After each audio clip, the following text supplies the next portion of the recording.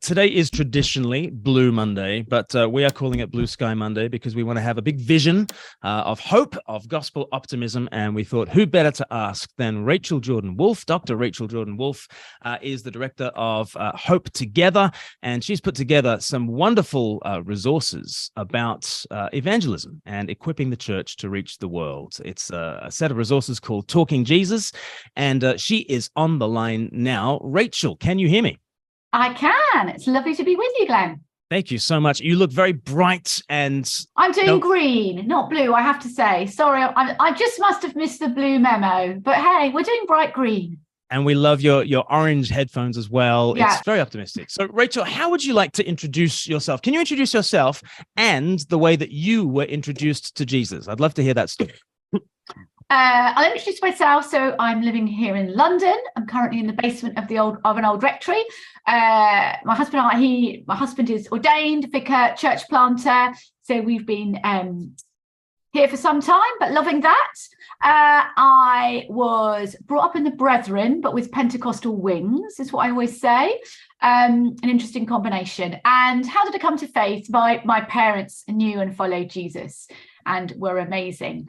And so I don't know, like you learn how to eat food or drink or just grow up and be. Jesus was just part of that. So they've got hilarious tape recordings. We're going back some now, aren't we? Mm-hmm. Tape recordings of me singing to Jesus when I was like 3. So that's just how it was. Jesus was a friend from very, very early days and just part of life and everything. And has always been so. Just makes sense. So yeah, that's how I got introduced to Jesus. Love it. I hope you still have those tapes. Well, we were discussing it the other day and I was like, who knows? We have a loft, Glen. Mm-hmm. And yes, my family are quite good at hoarding things. So they're definitely there. Okay. But I'm not sure anyone could find them. Every family needs an archivist, don't they? Just to figure definitely, out all that stuff. Definitely. All of those bits and bobs. Yeah. Now, I first came across the Talking Jesus stuff in 2015, and that was the first kind of Talking Jesus survey that you did. Yeah. Is that right? Why did you want to go to very, very extensive lengths in order to survey Christians and non-Christians? What was going on in your thinking? Well, in 2015, I was the National Mission Evangelism Advisor for the Church of England, and I was working with the Evangelical Alliance and with Hope. And we were going to have this big conference of all the denominational leaders and talk about evangelism. And I said there was just one problem. I know what they're like. We'll all get together and everybody will share anecdotes of the person they met last week on the bus or whatever, or wherever that person happened to be. And then we'll try to build a strategy on everybody's anecdotes. And I said, that's just really not very strategic.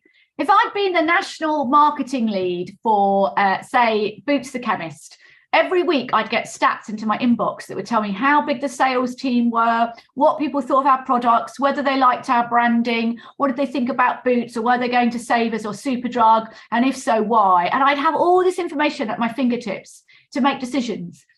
But I used to sit there, National Lead, Evangelism, Church of England, none of that information. And I thought, all we're going to do is multiply this on a massive scale, because we're going to have the Baptists with us, we're going to have the vineyard churches, we're all going to get together on a massive scale. We're still not going to have any information. And that is where this came from.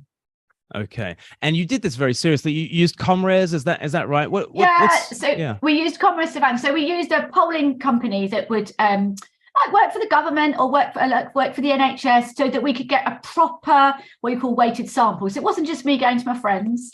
And so in 2015, we worked with them.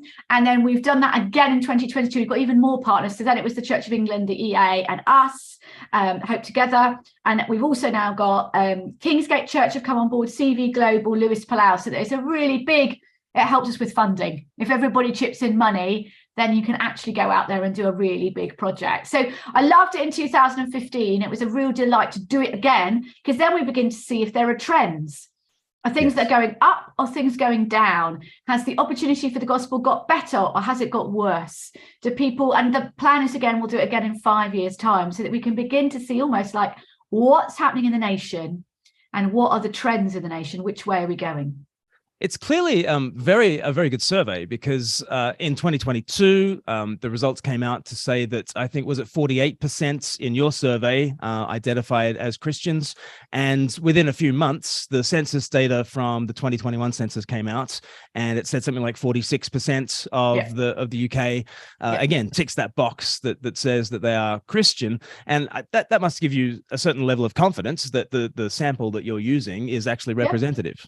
Yeah, really helpful, and meant that the census wasn't a surprise to us that we dropped under the 50 level, because it was above that in 2015, and then in 2022 we had dropped beneath that 50% marker. So that it was quite, and in that sense also, just you were like, oh yeah, you're right, that's good. It gives us a sense check. Yes. What should it make us think as Christians? Obviously, there are a lot of headlines a few months ago saying, for the first time since records began, less than 50% of the UK population identifies as Christians. And some people were celebrating that fact. Other people were really decrying it. What should a Christian make of that? Well, I'm really pleased we did Talking Jesus, because it actually helps us to have a perspective on this. So the thing is, a lot of people tick Christian. They tick Christian because someone in their family ticked Christian a long time ago. They're brought up, if you like, culturally Christian, and that is where the decline is. The decline is particularly if you look at people who are 65 plus, many more of them will tick that they're Christian. But if you go down into like the 18 to 24-year-old group, you actually find that a lot less people would tick that they are Christian. And so what you're seeing there is we're basically seeing the change. So it's 63% of people aged 65 plus would be saying that they're Christian, but only 29% of 18 to 24-year-olds would be saying they're Christian. Now, does that mean that we've got massive decline in the church? That would be what the newspapers would be concluding. But actually, we haven't. And that's because it's not a true measure. It's not a measure of active Christians. It's not a measure of the people who are really part of the worshipping community. It's not a part of, if we go back to the boots analogy, it's not a measure of the team. These are people who are culturally Christian. Some of them never pray. Some of them never go to church ever.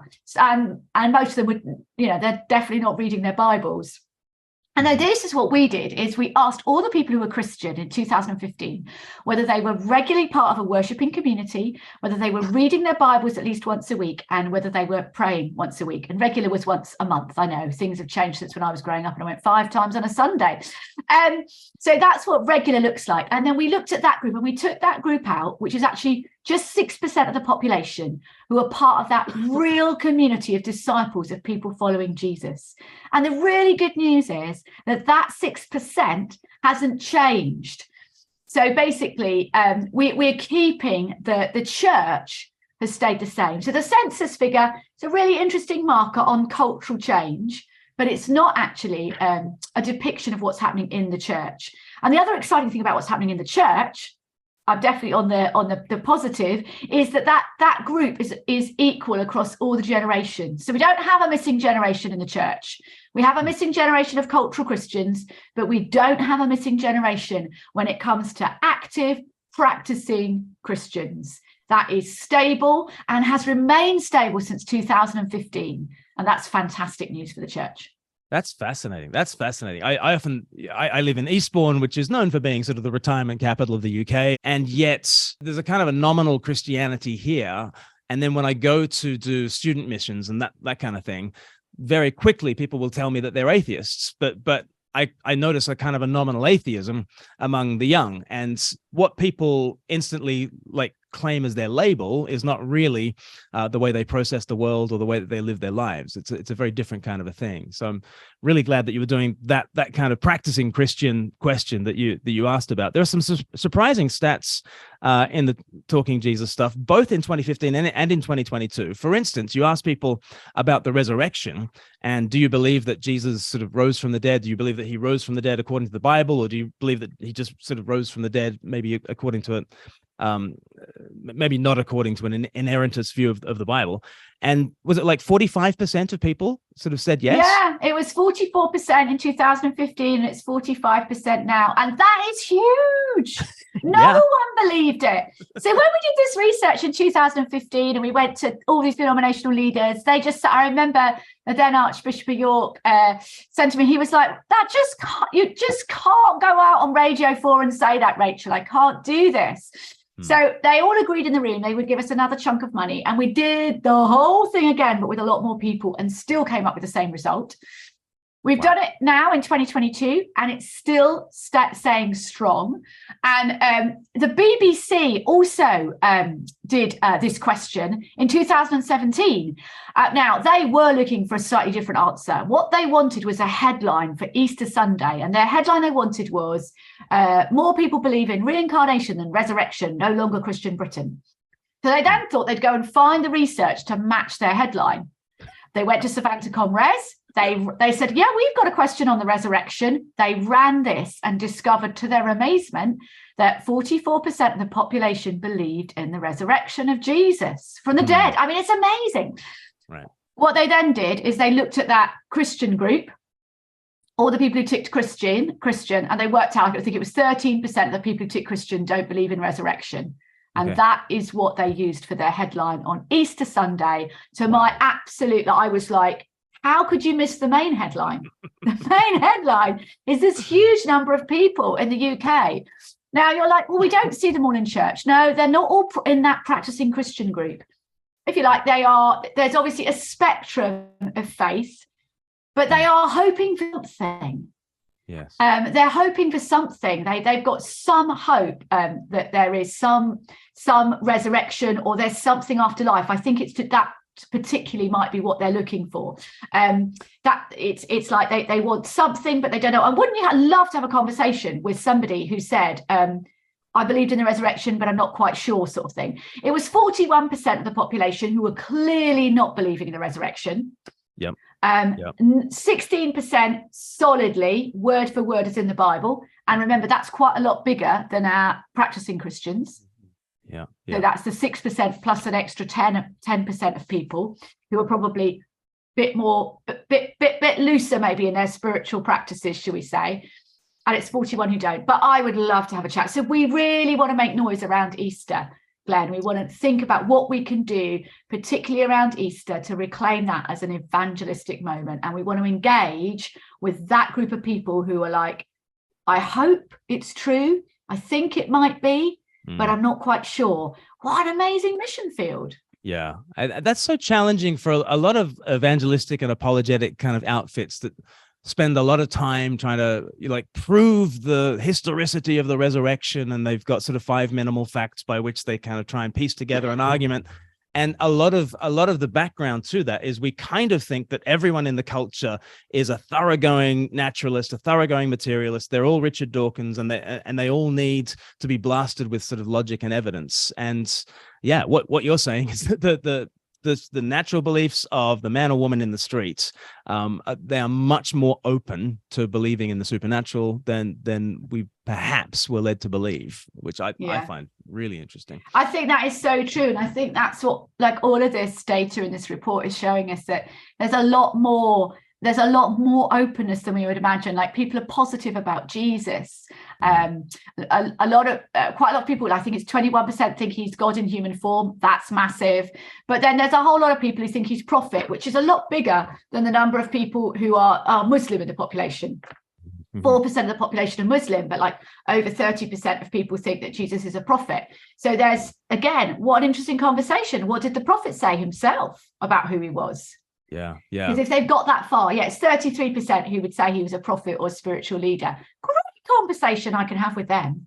Yeah, no, absolutely. That's very heartening. And what does the evidence show about how people view Christians? Because I know when I first came across the 2015 study, I was sort of surprised to begin with at the positivity at which the majority of the population sort of had towards Christians. And whenever I've talked to people about the findings of the Talking Jesus survey, they all sort of say, oh, well, they mustn't have asked my neighborhood. They mustn't have asked the friends that I have. Everybody hates us. But that's not really what Talking Jesus shows, is it? No, it's really fantastic. And if you like, there's that's one statistic. It was fantastic in 2015. It's still brilliant in 2022. And it's, I've spoken about it in lots of rooms, and it's almost like everybody goes, oh, that confidence. They almost change their position. People like us. And so what we did is we asked the population, we asked non-Christians if they knew somebody like us who was a Christian, and then we asked them what they thought about us. That was just amazing. So 53% of the non-Christians in this country know one of us who's a practicing Christian. That's the only warning light in this research. That's dropped since 2015. So we need to, I think partly pandemic, but we need to stretch our boundaries. We need to increase our reach, and we need to get to know more non-Christians. But then they know us really well. We're family and we're friend. And so, of course, if we're family and friend, when we ask what our traits are, we get them a whole list, positive to negative. We come out as friendly, caring, and good-humoured. I love the fact that we come out as good-humoured. And so they genuinely like us. So they know us and they like us. And that is just so helpful. Yeah. I think it stops us disqualifying ourselves from evangelism before even trying. Because I know so many people, if we feel embattled, and if we feel like we're, the world already thinks we're a bigot, so I better not open my mouth. Actually, talking Jesus can really help us see that that's not the perception. Yeah. Instead, it just shows that we are the best person. People don't have the church as an institution doesn't come out so well as us as individuals, because that's a bit like with a lot of things. There's a slightly more distrust of the thing that's over there that I don't know, but the person that I know I really like, and that brings the onus for mission evangelism really, if you like, to our door, to us as individuals, where we are the best person in the right place to do mission and evangelism. Yeah, and we need to get out there. If only 53% of the population knows a Christian, there's 47% of the population that we need to extend our reach. That's a big call to us to really increase our reach, to get to know more people. Whatever it is, maybe we all need to start a new hobby or something in 2023 just to increase our reach and get to know some more people. Yeah. I think that's vital. How are people finding out about Christianity these days? What does the survey say about that? This was a new question for 2022. We didn't ask it in 2015. And we were looking at, we just asked people, where would they go if they were going to try and find out about the Christian faith? Now, everybody, where would you go to find out about a good holiday destination? Where would you go to find out about the weather for tomorrow? Where would you go to find out about anything, quite frankly, be it you want to get a new car, I don't know, you want to unplug your sink, you would go to Google, and you would probably go to YouTube, depending on your age bracket. But they obviously come out, Google comes out 26%. 26% of people would go to Google. And 10% of the population of non-Christians said they'd go to YouTube. YouTube jumps to 16% if you're looking at 18 to 24-year-olds.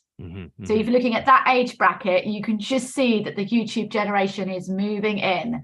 And so we obviously, everything that you do, Speak Life, you are in the place where people are. And that's so important, because we've got to be online, because that is where we go to find out about everything. The pandemic was like the biggest missionary movement for the church that can you think how many talks, Glen, we'd have had to have given, saying to normal churches, do you know what, if you want to be missionary, you could live stream your service. We could have said it non-stop and nobody would have listened to us, but the pandemic meant the whole church went online, and it was one of the biggest missionary movements that's ever happened, was the church going online, because we went to the place where people are searching, and that actually did have a big impact during the pandemic. That's such an optimistic take, Rachel, especially because in your statistics, you've shown that the 6% of practicing Christians has held up through the pandemic. Those who are practicing Christians before the pandemic still are worshiping at least once a month, reading the Bible and praying. Is that true? Yeah, so what we found is, I love research. I did a different piece of research with the Church of England during the pandemic.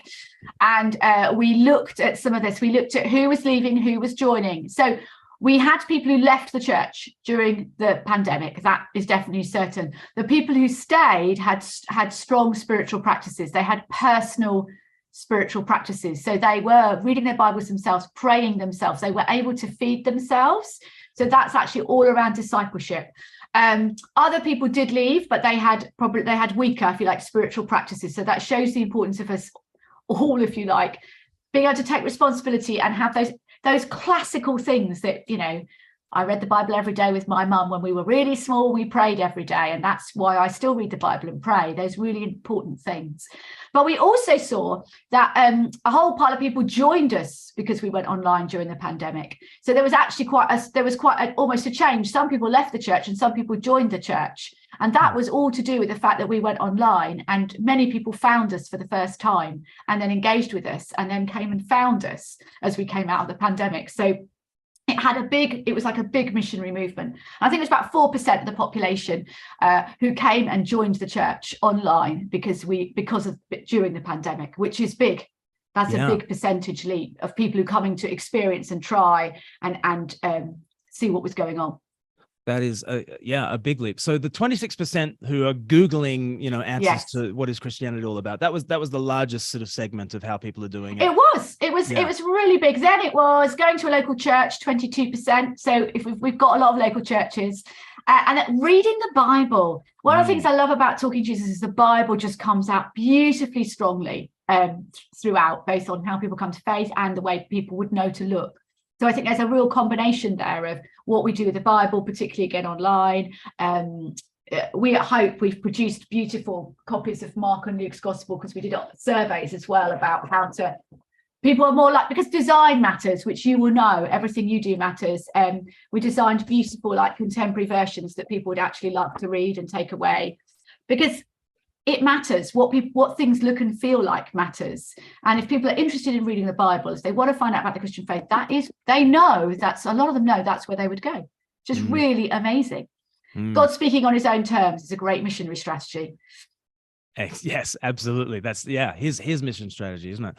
Yeah. The Bible is God talking Jesus to us, isn't it? Yeah. So these are ways that people are reaching out to find out about Christianity. You also ask questions of those who are adult converts to Christianity, and you ask them what was most significant for them coming to faith. What did you find they were saying? Yeah, so really interesting. To start with, we asked everyone who's a practicing Christian what were the key. They could have tick more than one key influence. We asked them what the key influences that helped them come to faith. I unfortunately then finished the report. You know how you do this. You finish writing the report, everything is done, it's gone to the printer, and then you wake up. Do you ever have those moments, anyone? You suddenly wake up in the middle of the night and you go, oh no. And it wasn't a no, it's just that a lot of people, we also asked people the age at which they came to faith, and an awful lot of people come to faith under the age of 18. And that is wonderful. And we still need to really resource our youth and our children and helping people. There's a chunk that will come to faith still around under the age of 25. And then it gets tougher to reach people in adult life. Less and less people become practicing Christians in adult life. But people do come to faith at every generation, and that's also clear in Talking Jesus.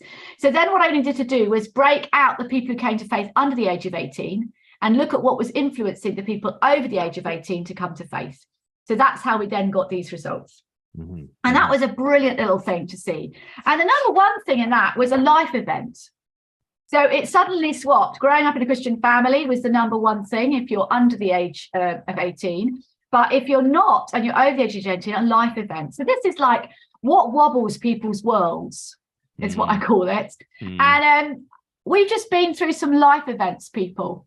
We have been through a pandemic, the war in Ukraine, and now we're going through an economic crisis. This is like people's worlds being shaken. That's what life events do. So they can be somebody dying, you being bereaved, getting married, having a child, moving house, changing jobs. All of these things are life events, but we've been on national life events. And that's why people are more open now than they were in 2015. So we've also seen that in the results, that more people, once they've had a conversation with a Christian, more of them would like to know about Jesus, and more of them would like to experience him in 2022 than 2015. Which is amazing. So the gospel opportunity's actually gone up. Yes. I jumped because you were asking me, weren't you, about the ways that people come to faith. Number one is a life event. Christian family is still big, but we were looking about this earlier, weren't we, Glen? The online stuff is having an impact when you are an adult. So if you look at Christian content shared on social media by people you know, 5% of those over the age of 18 said it's someone that they know sharing social media content. Then there's also Christian media, which is online content as well as TV, other things. 7% of adults said that was important to them. And 5% said Christian content shared by someone they didn't know on social media. So social media is really beginning to play a role in how people come to faith, particularly over the age of 18. And so is all the other content on all different Christian media platforms, as well as traditional things like conversation. 18% said a conversation with someone like you and me. 18% said chatting to someone like you and me was key and influential in bringing them to faith. Yeah. And it's interesting what the statistics show about between 2015 and 2022. I think you were saying earlier that 1 in 5 conversations lead someone to very much wanting to know more and taking steps towards faith, whereas it's now 1 in 3 conversations lead to that sort of thing. Is that right? Yeah. So in 2015, if you had a chat with a non-Christian, about 1 in 3 were saying, oh, yeah, I'd like to know more about Jesus. And it's strong. This wasn't, I want to know more about spirituality. I want to know more about peace in the world. It really was Jesus. So 1 in 3 in 2015 wanted to know more about Jesus or experience and encounter him for themselves. And that wasn't a complete overlap. So there's some people are more head, some people are more experiential. There's a bit of an overlap, but not an entire overlap. And now, it's now 1 in 3. It was 1 in 5. It was 1 in 5. It's now 1 in 3. God, So it's gone up. It's 1 in 3, which is amazing. Yeah. I was just teaching on the parable of the sower in Mark chapter 4, and you sow seed on all the soil types, and you don't expect that every single soil type is going to produce in the same sorts of ways. But to know that you sow seed on 3 different soil types and you'll get that some kind of response. That's amazing. If you try 3 doors, one of them will open to a gospel kind of a conversation. I think that's really hope giving as we think about reaching out. Rachel, we got to draw things to a close in a second, but if someone says to you, why bother with all these statistics? Because the Great Commission is there. Jesus has given us our marching orders. We're told to go. It doesn't really matter, statistically, how open people are, how closed people are. We just go, we do our thing. We've been doing our thing for 2,000 years. We don't need this survey. What would you say to that person? Well, it's a really funny thing. Facts help people. So I could say to you, I think it's a really open time, and you go, because people will believe, they do believe what they hear. So what you said about people thinking that they're not liked, genuinely, a lot of Christians think we're not liked very much by people. People have a bad image of us. They won't want to hear from me. And all these things, it's almost like we're being lied to. Sometimes I think it's a bit like an earpiece. It's wired into, some of it's the mainstream media, some of it's social media, but we listen to it all the time because actually we are always listening to facts. We are always scrolling through a social media channel. So it's somebody's always telling us something, but they might not be telling us the truth. And so talking Jesus is like changing the headset and actually listening to truth that can set us free. And what it does is it sets us free from a lack of confidence and gives us a confidence. It sets us free from, sometimes I just know that headline that we will have read on Easter Sunday, or the headlines we read after the census, just make you go, oh, we need to give up. There's 3 of us left. We live in Portsmouth. The lights are going out next week and it's all over for the church in this country. And that's what we can think. And when we do that, I feel like the enemy just is squashing us down and removing our confidence. And what Talking Jesus does is it's facts that come into the ear and you go, oh, okay. And I've just watched those facts help rooms as people go, oh, amazing. People like me. Even if I say I'm a Christian, they like me. And do you know what? There's actually people out there who want to know more about Jesus. There's people who believe in the resurrection of Jesus. I just need to go and find them. Some people are going to go, no, I don't believe. Fine, I'll move on and find the next person. So that's why I'm really passionate about it. I think facts that are truthful can change people's minds and views. And we do actually listen to an awful lot of facts and it's who's in charge of those facts. And it's time that we as the church took over the voice piece. And actually we use facts for the kingdom of God, not against the kingdom of God. Wow. Love that answer. Thank you. Thank you so much, Rachel. People on the Zoom call, you've all got opportunities to type in your questions to Rachel, and they are to send them to the Speak Life, the Speak Life message. My goodness. I imagine every Monday's a cheerful day with Rachel. It's always blue sky There's Monday. so much encouragement there. World Wobblers. That's one of my take homes. Yeah. World Wobblers. Yes. What else have I put something else? Facts help people. Yeah. And we're always being told I know. the state of the nation and the state of the gospel. Wouldn't it be nice to have some facts behind it? And the fact that they were so desperate to run with a negative headline. Yes. I mean, goodness me. So we have a question for Rachel. Did you put your data in terms of cities and outside of cities, race, income, etc.? So I guess just wondering how fine-grained you went in the study in terms of the different demographics and things. Yeah, so the demographics, what they do is they weight the data for us, and they make sure, for example, enough people from the northeast answer questions, enough people from different ethnic backgrounds answer the questions, so that you've got, if you like, the perfect UK soup made up of representation of the number of people who would be in the northeast who've answered the question. So that's what they call weighted data. So that's how they do it. But we also are able to break out. I gave you a few breaks, didn't I, when I said, the 18 to 24s or the 65 plus. So we're able to break the data by generation. We can break the data by region. London comes out quite unique. It's just the way that London is. That's partly because a lot more 18 to 24-year-olds live in London, so that changes it. So it's a younger place, but also it has a different ethnic makeup to the rest of the country. So two things come into play in London, both ethnicity and age, that make London have a slightly different different stats. And so we can do some of that breaking. And some regions, the regions are quite big. So for example, we could look at the northeast or the northwest or the eastern regions. So we can do a little bit of that.